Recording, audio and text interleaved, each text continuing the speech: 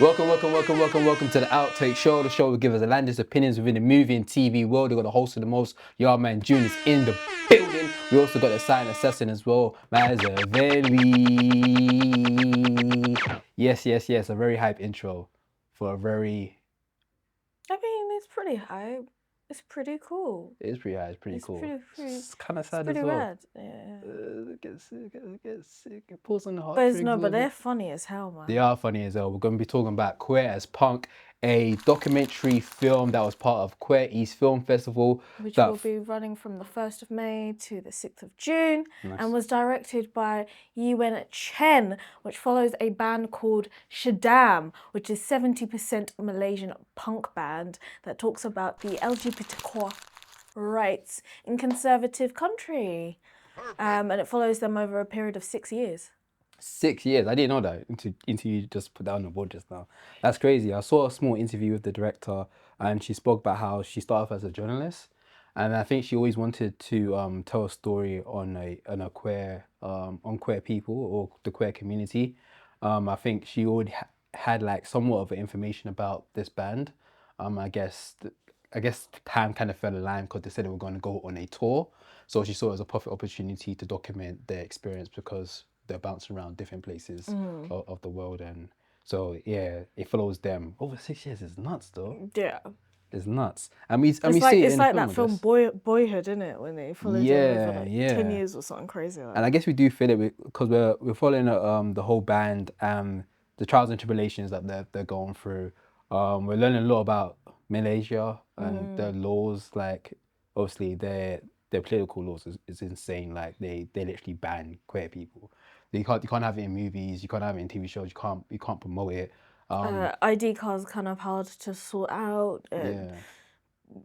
There was a period where it was a little bit more liberal, and the trans community were able to get their ID cards fixed and sorted, and they were able to get surgeries and stuff. But now it's a lot harder, and there is a mass migration of LGBTQ people from Malaysia going into other countries. I think that this was an interesting look into Malaysia, because I do know of Malaysia, but I didn't know it was that Muslim conservative. Yeah, same. So I think it was like a big learning curve, and it was one of the big things was the fact that the documentary started with them at a protest of women and LGBTQ plus rights as well. And it kind of was like, yeah, like some people started attacking the wrong group because they were like... Yeah.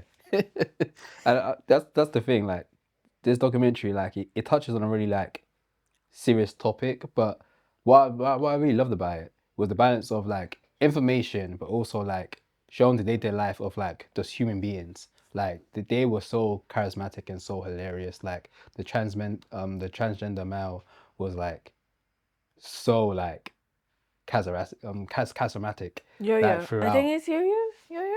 Name Yo-Yo. I think their name is Yo-Yo. Yeah.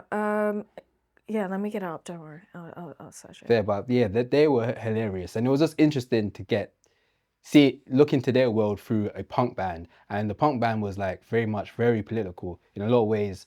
I mean, majority of the band members were part of the community or part of the queer community, and their lyrics were just like touching on the Yon rights. and Yo-Yo. Young and Yo-Yo. Is Young the female that left? No, that's Yo-Yo. Oh, it's Yo-Yo Yo-Yo. leaves. Oh, Yon is the one that stays. Okay, fair. Yeah, we did. It was kind of heartbreaking because we're dealing with. Oh yeah, like so. For example,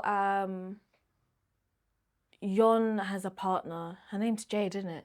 Yeah, I believe so. And Jade is like this American woman, but she was gonna have problems with her visa because obviously, in the eyes of the state, they're not a couple. Yeah. They're just roommates. Yeah. And then in comparison to like Yo-Yo, who got married in Ireland because Yo-Yo's partner is Irish, and they had their wedding and stuff, and in the end Yo-Yo leaves to be with their wife. So it's just yeah. Yeah, and have to leave the band, and I guess they kind of saw it as like this was bound to happen. Yeah. and we also have to deal with what's the transgender Yon.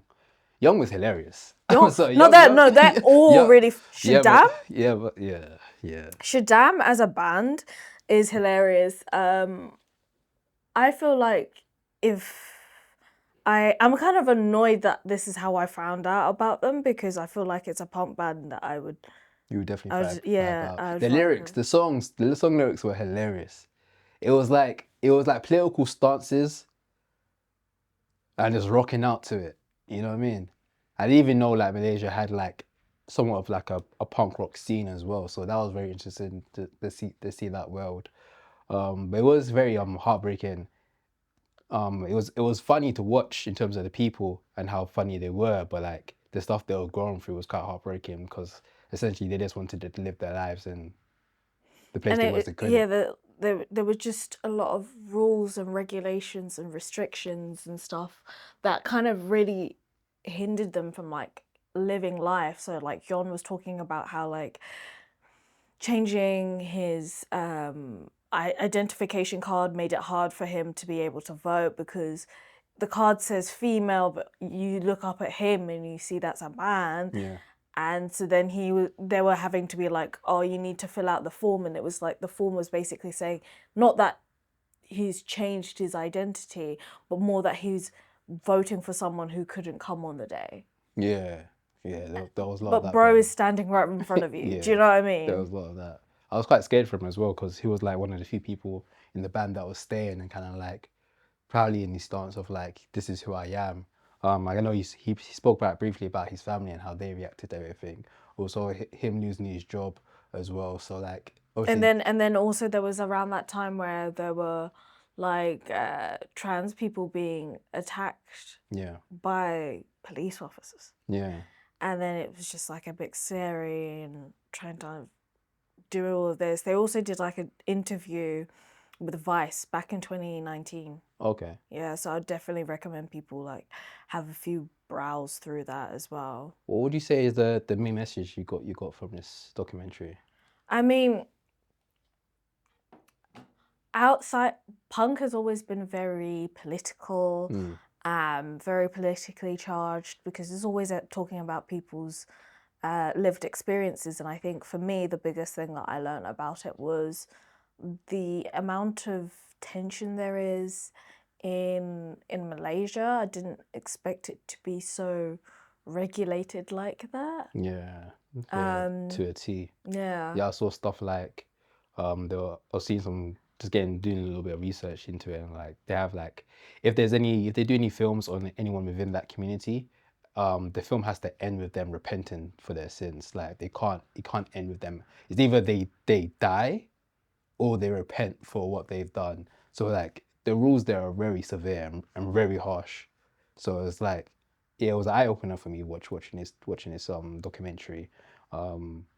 Yeah, I think it's one of those films that is kind of required. I think it's required for a lot of people to check out just to be informed of what's going Well, on. what's going on in the world, and I think it's more important now more than ever before, as we're seeing people turn to a bit more conservative ways, and the people who are within the LGBTQ plus community kind of having their rights being restricted and going back and feeling like they can't live freely anymore because there is such a rise in attacks. Yeah, yeah. Yeah, they're well said. Yeah, I'll say I recommend everyone to check it out. It's in a bunch of cinemas right now for you to go watch. So, do you want me to list them for you? This is distributed by Tape, who actually invited us to the screening at the Queer East Film Festival, but you can go and see it in cinemas at the Acetone Cinema, Burford Dock House, Hackney Picture House, ICA, the Alzina, the Garden Cinema, and the Ritzy Cinema. Come on, shout tag me. Pow, pow, pow, pow, pow. Shout tag me. Yeah, do check it out and let us know in the comments down below what you think about the documentary. We'd love to hear it. Until next time, thank you guys for watching. Thank you guys for listening. Bye.